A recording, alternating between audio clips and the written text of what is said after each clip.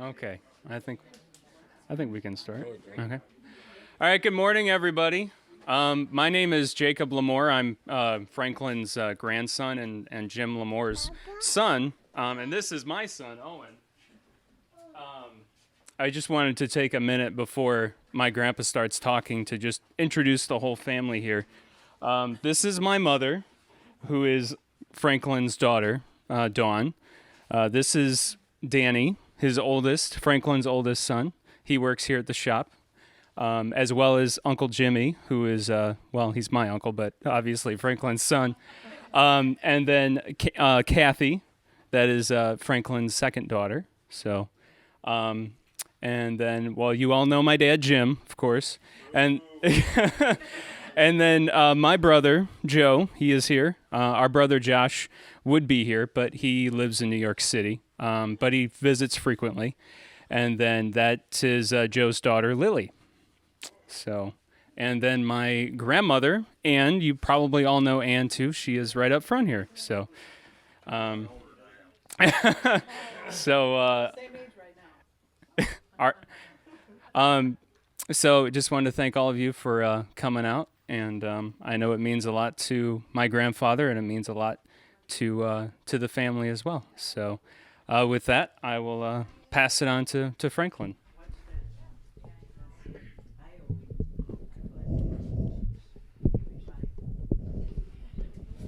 Is that good? I guess so. Okay, that's not too high, right? No, I'll just talk above it a little bit. Yeah, you'll be fine. Well, I guess everybody wants to know how I got into this kind of work. So it goes back a long time, 71 years. Years back, I used to go visit my aunt and uncle in Chicago. In this one summer I was there, lady next door came over to the fence line. She gave me this little printing press. And boy, I thought that was the best thing that ever happened. What age were you then? 11. And my uncle over there in Chicago, he worked in the printing trades, and he was quite interested in helping me along with that. So we did we made a type case with all the little compartments in, and over one summer, and he used to one of his business in the printing field was making printing plates for the different magazines and newspapers and whatnot. And so he took me to work with him one day to his office, and that afternoon at noontime we walked down street on Washington Boulevard in Chicago, and we went to the Prairie Farmer WLS dinner bell program back then. And we watched that. Then we went downstairs to their print shop where they printed the Prairie Farmer news magazine that went to all the farmers in Illinois, Indiana, and Iowa, I think. And he introduced me to the head of the shop, and they showed me around, and they went in one of their cupboards, and they found what we call a phonotype. That's where you get all the letters and punctuation marks and everything that they hadn't used in a long time, so they gave me that. So my first phonotype come from WLS. I thought that was pretty good. And from there, I got that all working well, and I mounted on a little table, and I could print business cards and envelopes and anything that you could work on that little press. Did that for a couple of years, probably when I got into 7th grade era, I got a hold of another printing press which was bigger, and it stood on the floor, and it was probably about so high that you fed paper in and out like they did over the time. And that worked for quite a while, for about a year. And then we saw an ad in the Daily Journal back in those days, and I think that was still in 7th grade era. And it was What year was that? 46. 46? Was that the second press that you had under the tree? Yeah. And anyway, this press come from Bondfield. And there was a printer over there, and I think he had his little shop in what they called a town hall back then. And he worked for the railroad, and they were moving him someplace, and he had to sell it. So my folks and I went down there on a Sunday and looked at it, and that was just about what I thought I could use. And they had a printing press, and they had a lot of paper and 2 stands of different styles of type.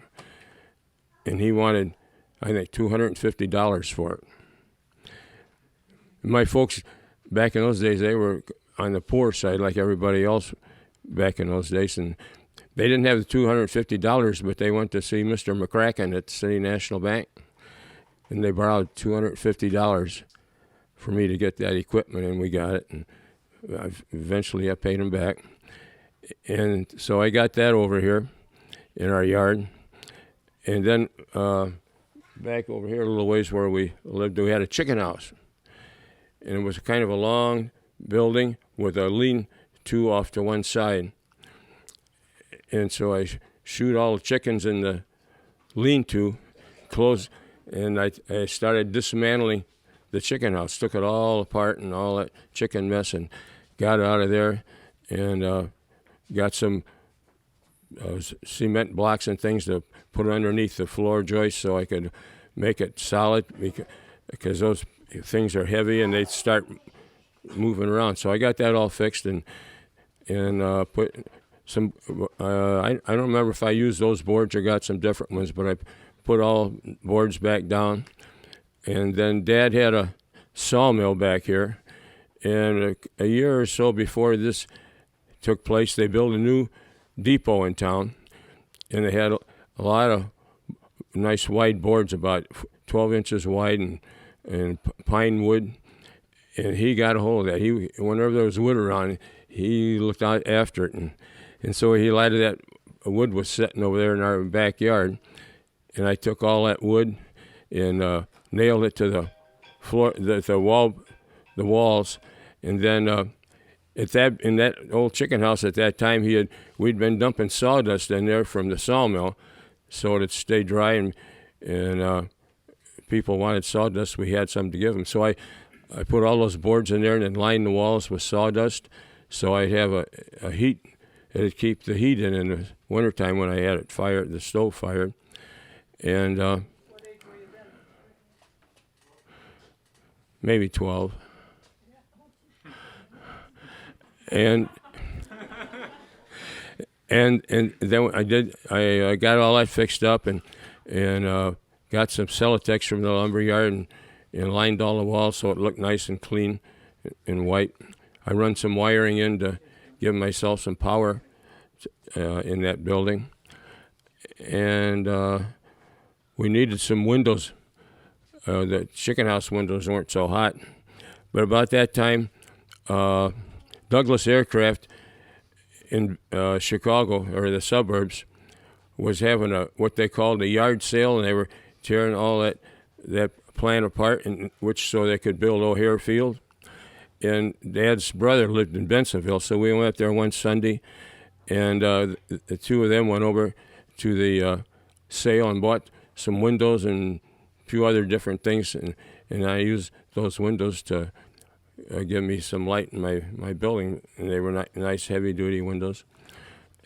And we got that all put together.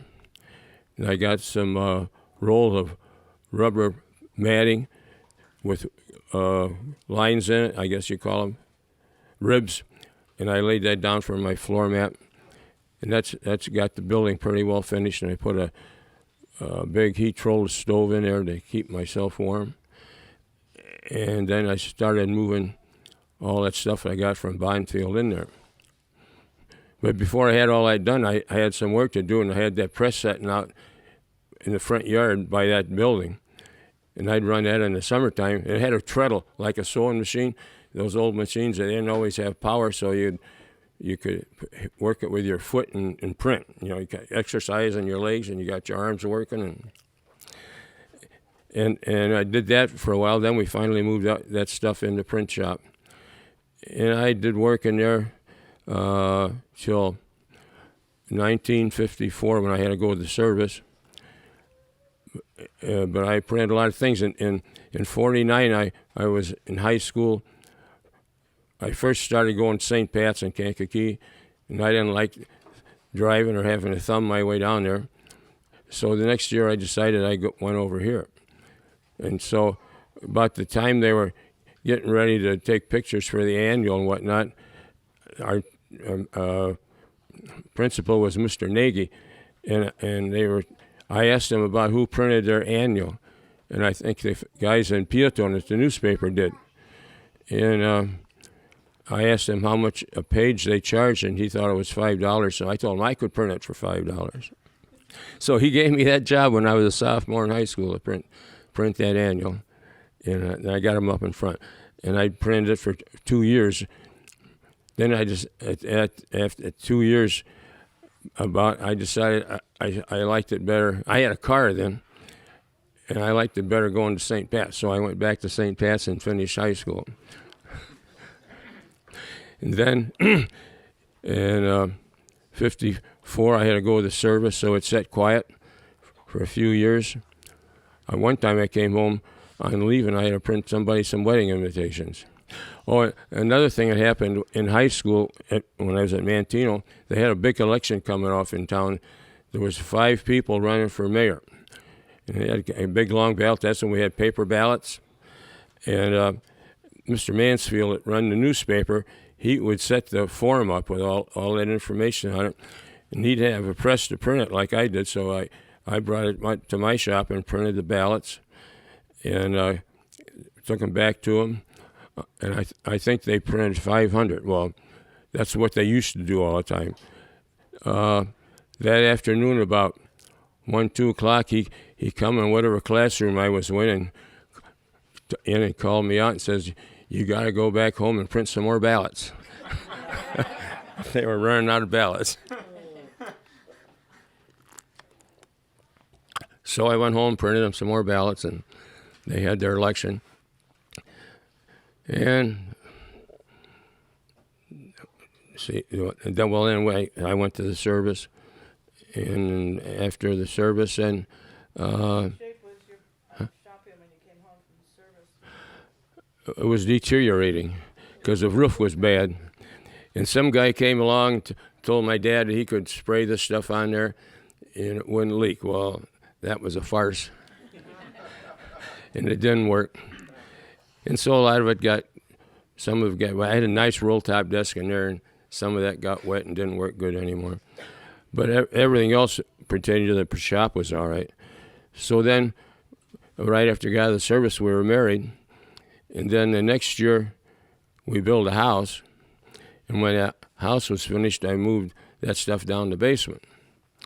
And that was in 58 I did that. Well, yeah, the house was finished in 58. So I moved everything down there, and I did a lot of work down there for different ones.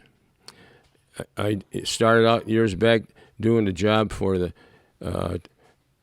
Azzarelli's construction. And there was a fellow in town here who was their, I forget what the hell his title. Comptroller, yeah. And he belonged to the Knights of Columbus. And they were having a father and son night, and he wanted a folder printed for it. And so he wanted to know what it cost. I gave him a price. Oh, he says, there's another guy who belonged to the Knights who had a little print shop. He says, Nels wants a lot more than that. He says, you can have that work. And he says, from now on, you're going to get some work from up the hill, which was Azzarelli's. And I'm still doing their work after all those years. And then after we moved in here, there's a little space there. After this, I worked in the basement. Well, that got to be too much. I was working then also at Russell Printing in Peatone, and trying to do their work and my work. Wasn't working right, so I decided I was going to start my own business. So we put up a building from this blue wall to the front. That was the first part, and we worked in there for about 6 years, and then we added this section, and another 6 years, and we added another section as business progressed. And see, we moved there in that building in 1971 on Labor Day week. And about 2-3 years later, Ann and I were uptown having lunch, and we come back, and they had a phone call from some Chinamen in Chicago, and they were wanting us to print fortune papers. And I guess they asked them how many. Oh, they do millions of them. Well, we'd never heard of millions, you know. That was news to us. So I had to cut different kinds of paper to see which worked in their cookie machine. And we picked out one, so we started. I think I cut them up about one box. It was about 50 pounds of paper, and they run them, and that worked good. And then they called back and let's print us 1,000 pounds. You know? And that's the way it started with that. And I don't know where he's at. And we printed those for almost 20 years. And then after we got going with them, they had a sister company in Houston. Then we started printing their papers. And so then I had to start getting some bigger equipment because that took a lot of time the way we were doing on a smaller press. So I got a press that used to sit where you fellas over there are standing or sitting. It took up a lot of space, but you could print about 400 fortunes at a time on a big sheet of paper. And so we did that for quite a while. And then one day I got a call from another fella in Houston. His last name was Long. I can't remember the rest of it. But anyway, he wanted me to print newspapers. And I told him, I don't know if I can. I want to do that too bad because I got some Chinamen I'm printing for in Houston. They're not going to be happy if I'm printing for their competition. And I kind of left it like that. 2 days later, I looked up, and he's walking in the front door. He got a plane and flew to Chicago in a car, come out here and begged me to print his papers. So I printed them. But anyway, those papers are not very big. But for 3 years after we were doing all of that, each year we were printing 32 tons of those little bitty papers. That's a lot of papers. Yeah. That was a good job, and it paid well. And I always thought if things ever go slow or something, we'd have the fortune cookies papers to fall on. And that was the first job that started dropping because some Vietnamese came to Chicago, and they started making fortunes cheaper than the Chinamen. And the Chinamen kind of backed out, and so did the ones in Houston.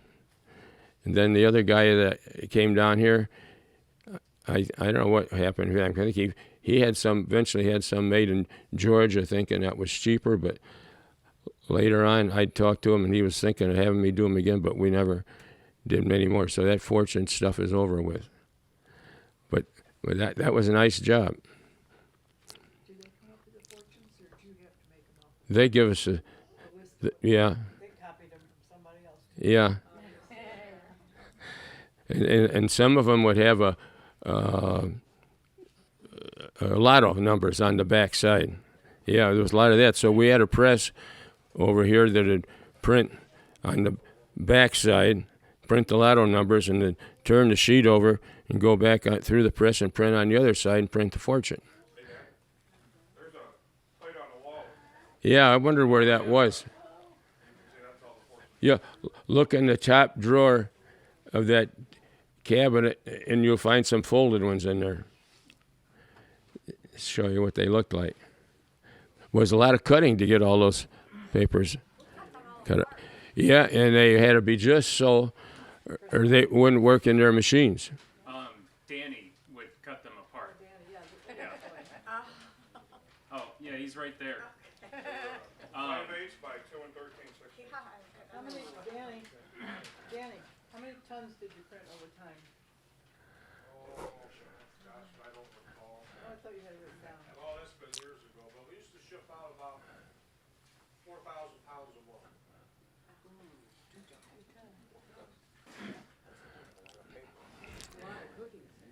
Yeah. That too. And they always gave us the Rejects. bags, right, or something like that. The broken cookies. Well, they don't. That little paper doesn't always stay within the cookie when they fold it, and they put them in bags. And when they come down to pick up some, they call special fortunes for different things up that they were doing, they bring bags of these discarded fortunes because the paper was hanging out. They also made almond cookies, and they give us some of those. Yeah. There was always almond cookies to eat and fortune cookies to eat. So you never went hungry. No, not as a little kid. In fact, I got so many, I took some out to Veterans Home. Yeah, they got some. Yeah. Then, Your paper and rolls or what? no, flat sheets. Flat sheets, Flat sheets. 23 by 35. That's what size the paper was. It was kind of heavy. It had a clay coating on it, so it made it heavy to lift.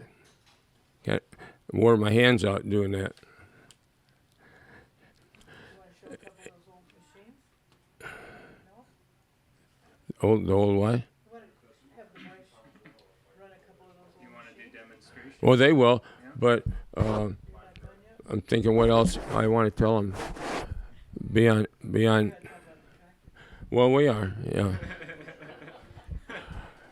You want to explain the difference between a sheet fed and a web? Because he was talking about rolls of paper. Yeah, the web press, you take a big roll and put in there, and it just runs through there and prints it all and cuts it apart and folds it as it comes out on the end. Where ours, you run the sheet in, it prints it, lays it on a delivery end of the printing press, and then that pile just works its way down until you get it full to the floor, and then you take it out on a dolly and bring another dolly in and crank it up to the height and start running some more. That's how that worked. And since that fortune business, that's everything started going down about that time too. And we noticed about 9/11 when all that problem happened, we were doing work for a fella. He was like a printing broker, and he had a lot of work coming for the hotels in Chicago. And we used to do a lot of that hotel work. And after 9/11, that work dropped way down because nobody was flying much. And that's where a lot of their trade was coming from. I think it took 2 years before some of those little jobs that we did came back. They had enough of that on hand to last them that long. And over time, it's just dwindled down. The electronics have come in and taken a lot of work away from us. People can do things online, or they can send an invoice online. Don't have to put a stamp on it, and it gets there. And we used to print newsletters on a big sheet did it once for the high school for a while. And then I used to do one for the Illinois State Consul Knights of Columbus, which went all over the state. Did that job for 4 or 5 years, and then all this electronic stuff come in, they put it online. So you start losing work, and you can't do nothing about it. So it's kind of slow and not a profitable business anymore. We're just keeping it going to satisfy the local people, and we make it work. So that's kind of how the printing business is right now. Now, back to that tractor. My dad bought that in 1929, and it came to Manteno August the 4th on a flat car, and it's been in Manteno ever since. But he had it for belt work only. He never had a plow to pull behind it, and he ran a thrashing machine and a corn sheller and sawmill. It used to set out where the front of the shop is here. But before that, he had that sawmill and all that thrashing machine and everything was out west of town at the Weber farm on Career Center Road, first farm north of the creek. That was the old Weber farm. And the sawmill was there. I don't know I never heard him say when he started sawing lumber, or when before this tractor he had a steam engine. I have never known exactly how many years he owned that steam engine, but he owned it long enough to know that using it in the wintertime was no fun. And the thrashing machine always stayed out on the farm. It was a big thing. It was almost as long as this room, it seems like. And he had a thrashing run out there, maybe 8 or 10 farmers, I suppose. He'd go from that place and down where, you know where Flickerville is, out east, west of there a little bit, and south and west. He drove that tractor and all that stuff way in the hell out there. Yeah. About. Yeah. That's a pretty good drive. Yeah, it is. When you're going 2 miles an hour. Yeah, about that. He wasn't going too fast pulling all that stuff. Its stop speed is 3.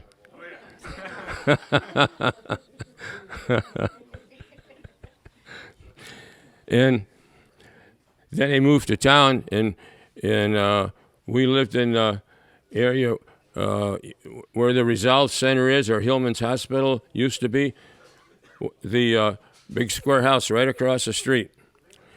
He was there from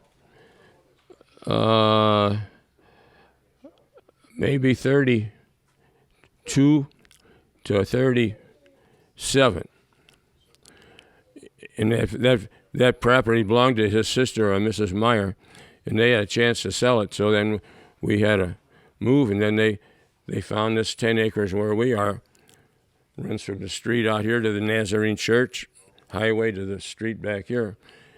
So I've been on this piece of ground ever since.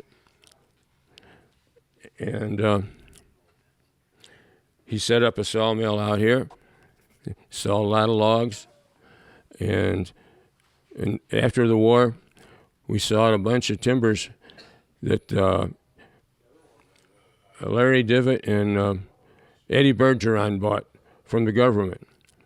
I mean, several carloads, I don't know how many, but they sawed for a long time.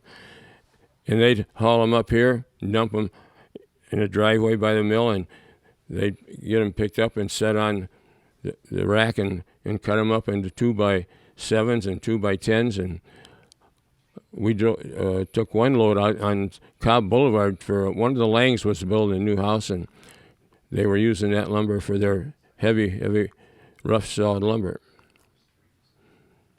And then that sawmill run till about in the 50s, and then there wasn't much going on. It just sat there. But it was a landmark from 37 to 50 sitting out along that highway. They got all dirty and rusty and had a job cleaning it up. Whatever happened to the mill? I sold it to some guy over in Indiana, and they hauled it over there. And then he come back and complain, and I didn't give them all the parts. So they lost some parts. And I don't know whatever happened to it after that. But it was a pretty good old mill. It had a 52-inch blade on it, and it keep the teeth sharp. You're going along when you're cutting some of that stuff, and you run into a nail, then you got a problem. Then you got to stop, and those teeth are spread out at the, and so then he'd have to had a machine that he could put on there and tighten it down on the blade, and then he could take a lever and pull it. Was an offset cam, come up and it'd spread that tooth and make it white again. So otherwise it'd bind, and the blade would get hot, and then you had trouble. But and sometimes things like that happen, and he sawed a block of wood about this square and about this high. And you have to hammer those blades when they got warped. And he put that blade on there, hammer and hammer and hammer. You finally get that out and put it back and run it. That's what he did. Talk about the restoring of the tractor and Uncle Danny using it for a school project. Yeah, Danny took it over to school one time and painted it. That's after I think I had it cleaned up. When he died in '65, why I decided a year or so later to work on it. So I took it out to Blanchette's Oliver dealership in St. George, and they let me have it in there all winter. And I took it all apart and sandblasted it and scraped. And well, I tell you, that was a job cleaning that up. But anyway, cleaned it up and put it back together, and then brought it home. And then he took a project at school, and they painted it. So that was something they got to do. Well, that's not quite how it was. You painted it out at St. George, but that paint job only lasted for so long, and by the time I was in high school, it was ready for another paint job. Oh, I don't recall painting it. I wanted to get Ag 4. I've been in some of the shop classes and Ag classes, but all my friends were in Ag 4. But you had to have at least a 4-cylinder tractor to get in there. And that's what the teacher explained to me. He said, sorry, Dan, but you got to have a 4-cylinder tractor. I said, but Mr. Mills, I got one. So I spent a semester in Ag class with a wire brush and a paintbrush going over this.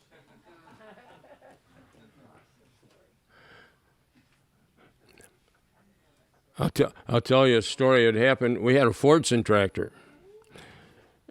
Those weren't the greatest tractors, but anyway, we had one. But he used that to plow with in disc.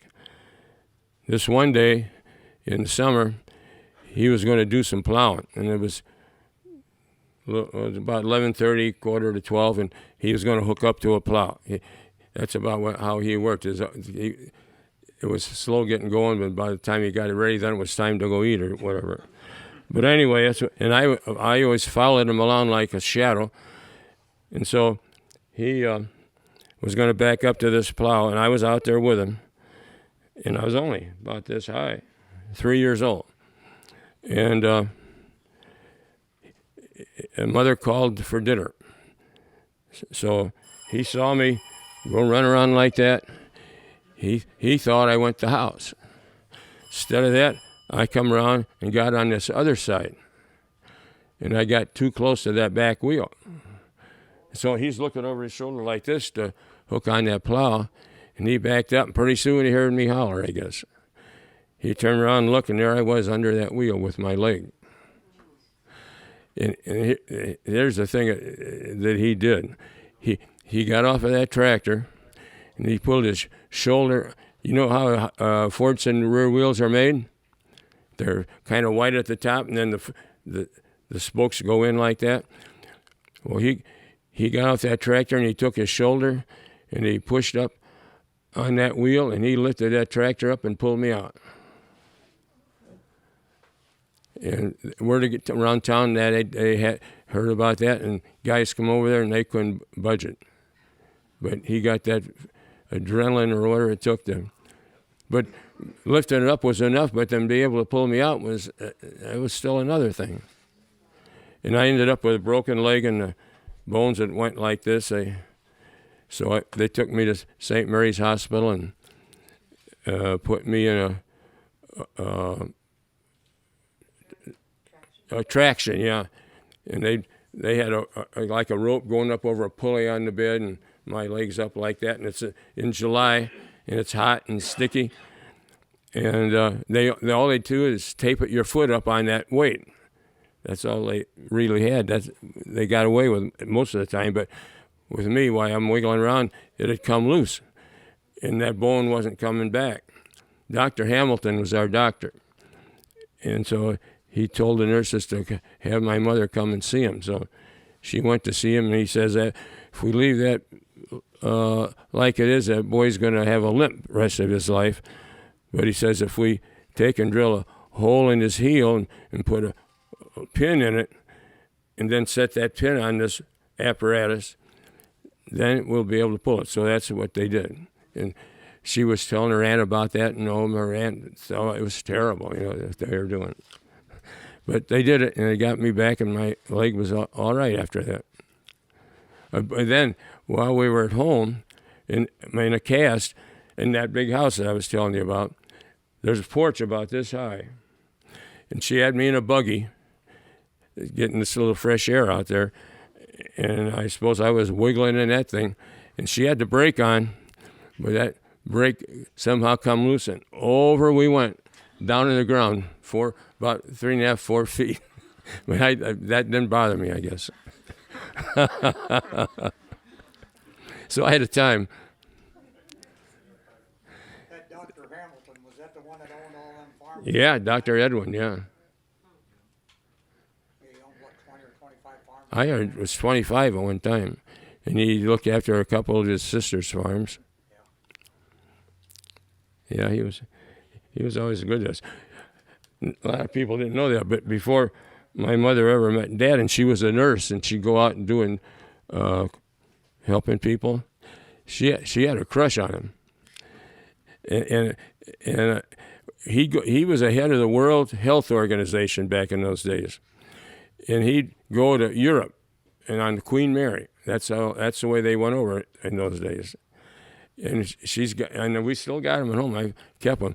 Little notes he wrote to Miss Hebert, talking, letting know where he was and what was going on. And Old Catherine White, when she was alive, she knew him real well, and she used to always, she spoke with that broken that German accent, even though she'd been over all them years. She always called him the doctor. She'd tell stories. She always said the doctor, the doctor this and the doctor that. So. well, my mother, whenever she talked about him, she called it was Edwin. And she didn't go no doctor. That was out because she knew him pretty well. Then he married his secretary, Zona, a lady that worked for him. But when I was a kid, she was still the secretary. But he ended up marrying her. She was quite a bit younger than him, wasn't she? Yeah. I heard a story when she used to, the last few farms after he was gone, she'd pull around and she always drove a big Cadillac. And she'd come wheeling in to get her cash rent off these farms and that, pull in with a Cadillac. So. Well, he had a Mercedes. And I used to see him come down here to his farm. You can hear him coming down the road sometimes. It was kind of a clunky old car, but he got around. So that's kind of the life of well, then after that, well, I told you earlier how we got married and we raised 4 kids, and been going over here ever since. That paper that they use for like newspapers, is that some kind of special paper over? How come it's always feels so funky like? Because it's cheap paper. It's what? It's cheap paper for a newspaper. Because there's a lot of throwaways, You don't keep papers. You look at them and throw them in the garbage. So and I can't print on that kind of paper on my press. If people want me to print on newsprint, that doesn't work worth a hoot. Was a sheet at a time going down there. We used to print. We did print like that though, in weekly newspapers when I worked there. We'd have to feed that down sheet at a time, but that might have been a little better than what they run through the big presses on the daily papers. That was a little more body to that sheet, so it was not so flimsy. But I've run a lot of that through their presses. But we always worked with a better grade of papers over here. So, Did you ever have a dark room? yeah. Did you ever have a dark room? A dark room. Do you have a dark Yeah, we had a dark room. Used to be right over here, but it's not dark anymore. No, I had a nice big camera in there. It was from here to that cabinet long over there. And it had a big place about, maybe 30 by 20. You could open that lid up and set a copy on there, and you could have set your copy and your camera lens whatever way you wanted for enlargement or reduction. But that all phased out. You don't do that kind of work anymore. But I had one. I think almost almost 10 years ago when you got rid of it. Yeah, about 10 years ago. Almost. Yeah, a lot of that stuff we just don't do anymore. Did you want to do demonstrations now? Yeah, we'll be finished with this. Why, the boys are going to show you how some of this equipment works. The folder. Okay, we put some sheets in here for your newsletter. You can see how that gets folded down, to, like when you get it. And some presses over here are going to be doing different things. One's going to do foil stamping, show you how when you get some things in the mail and it's got a nice foil finish on it. Well, we got that. We can do that too. And So has the heart car always been running?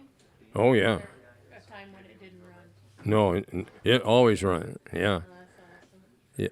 that was a good old tractor. Winter didn't matter. It always would start good in the winter. Is it a crank start or? Yeah. I got it right now where you give it a pull like this and it's running. That's gonna be a feature in Sherry's magazine, isn't it? Yeah. This coming year? Yeah, we already took the pictures for it in September. Heritage Iron, mention it. Heritage Iron? Yeah, well, it'll be in her Oliver. Oh, and Oliver. Her Heritage magazine. Yeah, Oliver Heritage. We went out to a Stauffenberg farm out here and took pictures. Yeah. He's ready? Okay.